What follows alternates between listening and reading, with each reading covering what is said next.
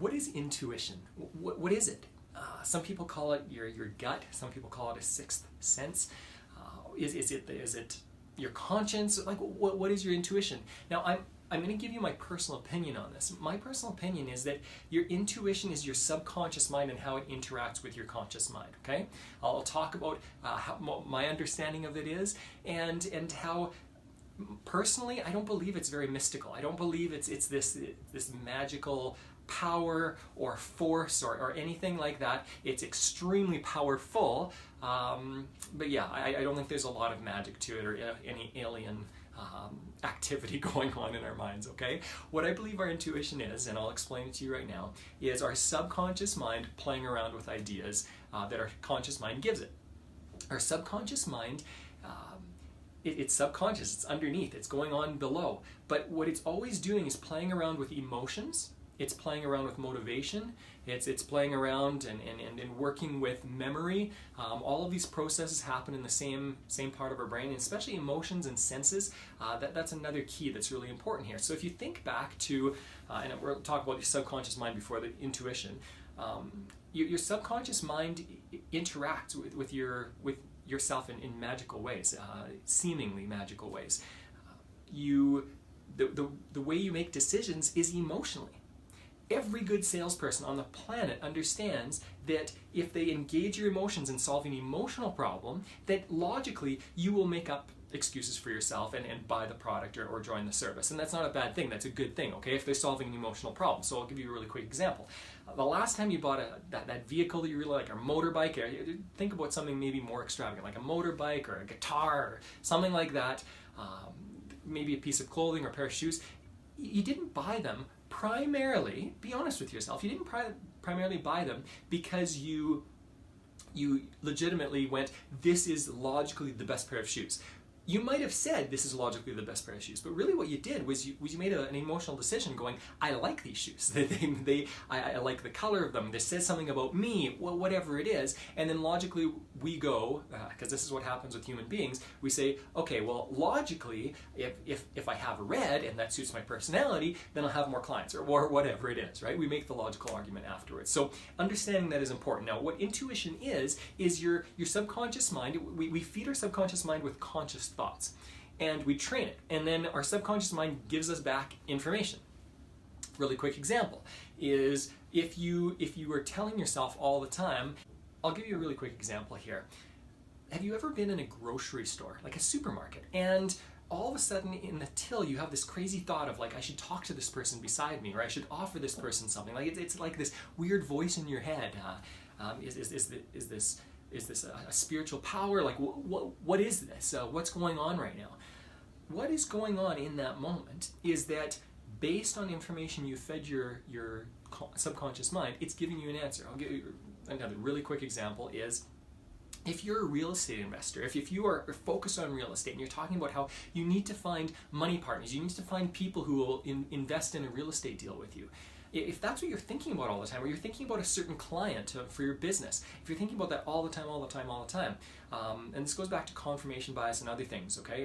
But what will happen is your subconscious mind will say, oh, I need to be looking for people with money, or oh, I need to be looking for clients that fit a certain description, male, female, young, old, whatever it is.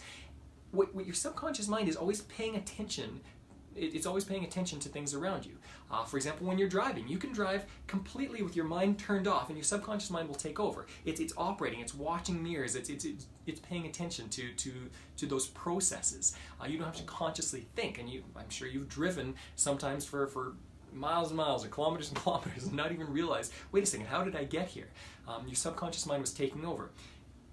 With that business contact, the client, or the real estate investment potential, what your subconscious mind will do is notice little things. And it'll say, I'm looking for money, so this person has nice shoes, as you're walking past the tomatoes and carrots or whatever. And then later on, notice that there's maybe like a gold watch on the wrist, and you go, okay, so there's subtle things that your subconscious mind is paying attention to, and it goes, talk to this person. And all your conscious mind goes is, talk to this person. Like, why is this? Do I have this gut feeling that I should do this? Now, the intuition, your unconscious mind or your intuition is really powerful. It can do a lot of good for you, or it can do a lot of bad for you. For example, marketing teaches us to want certain things. So you will be driving by, I don't know, like a McDonald's and feel, man, I'm so hungry and I want to have a good time, and this is the answer, okay?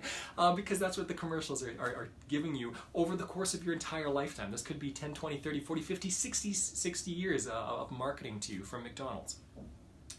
Well, in that moment, your subconscious mind is actually not working in your favor. What it's working in the favor of is McDonald's. Okay.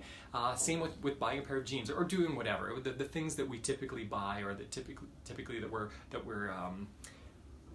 kind of attracted to, or like magnetic attraction to certain things that we don't understand. Again, that's in our intuition. It's our intuition saying, do this because I know you want it. And that will happen if what you're doing is watching a lot of TV and commercials, or you're watching a bunch of marketing around you.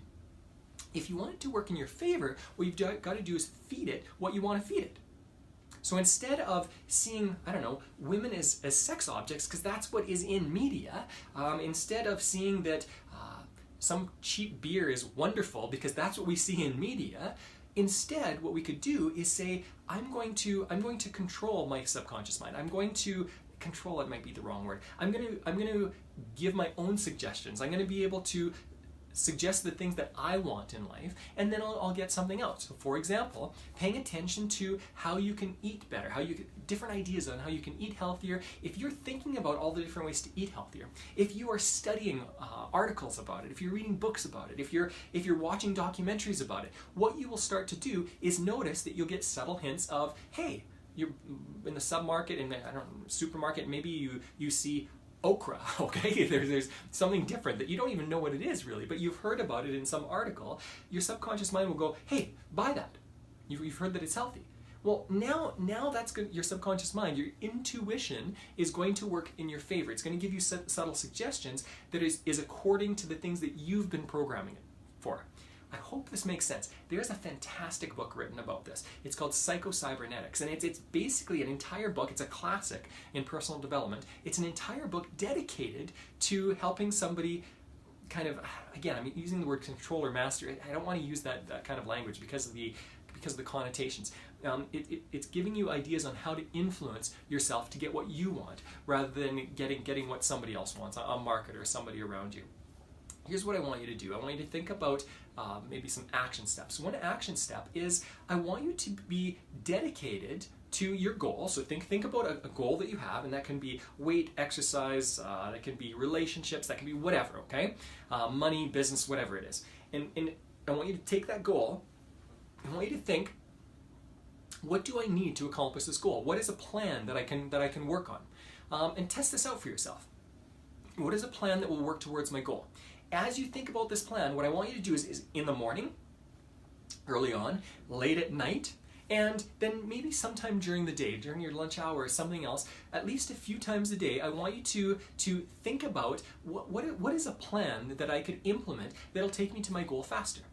Okay? Specifically, how can I get to my goal faster? If you're thinking about that and you're brainstorming a little bit, what you're doing is you're planting that idea into your subconscious mind, and your subconscious mind is going to start playing with it. Initially, you're probably not going to have the best ideas. You're going to have some crazy harebrained ideas, and that's okay. What you want is to continue doing that.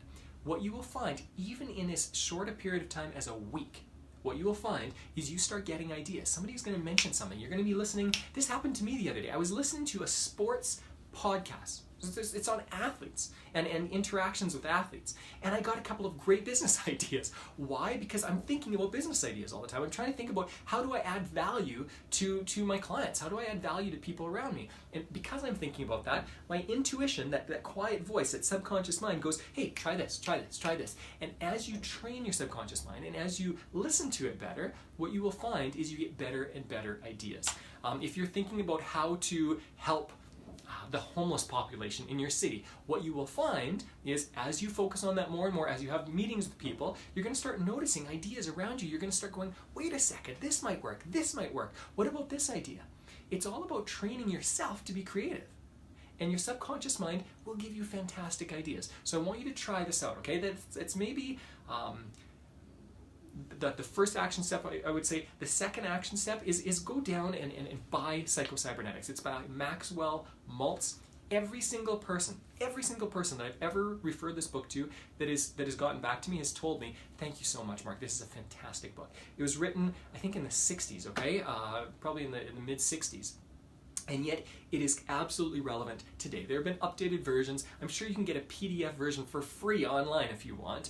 And you can also get audio versions. Either there might be some free versions. I love audible.ca or audible.com. That's a fantastic site owned by Amazon that allows you to download things and listen to them while you're in the vehicle or whatever, okay? So 2 action steps. One is start training your subconscious mind. Do it a few times during the day. Don't do it all together. Do morning, evening, afternoon. There's a specific reason for that, and then at least do it those 3 times, and start programming yourself, asking yourself the question, how do I get to my goal faster? How do I help these people faster? How do I lose weight fast? Whatever it is, you'll start getting ideas. Put me to the test. Do this for at least a week and you will start getting ideas. And the second thing is get some version of Psycho-Cybernetics and start reading it. I think there are like 15, 16 chapters in it. It's not a crazy long book, but it will make a massive difference for you. It's actually got action steps in there chapter by chapter. I'm not paid by Maxwell Maltz or Amazon or whoever for suggesting these things. Do it because these are great resources for you. Enjoy this process.